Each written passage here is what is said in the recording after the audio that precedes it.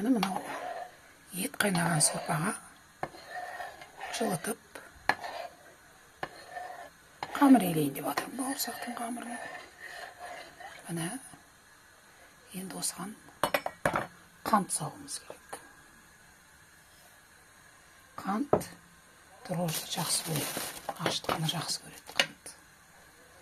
Аштықта дрожжи жақсы, аштықта қант жақсы көреді.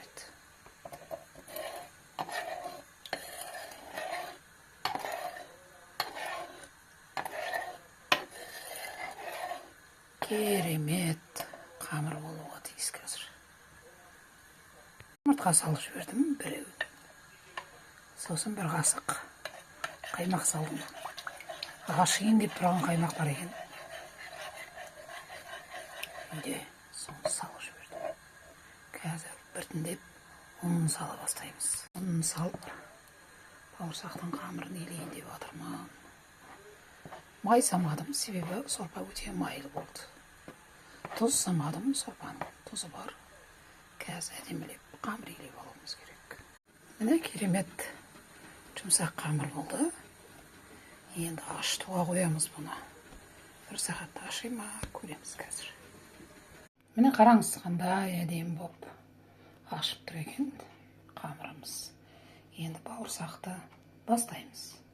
Міне бауырсақтарды жайып кесіп қойдық. Қазір пісіре бастаймыз. Міне қазанға да келдік. Бауырсақтарымыз томпақ-томпақ болып пісіп жатыр. Міне өстіп пісіріп ала беріңіздер. Міне өстіп пісіріп ала беріңіздер.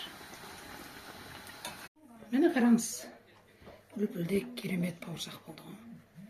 Міне іші қуыс.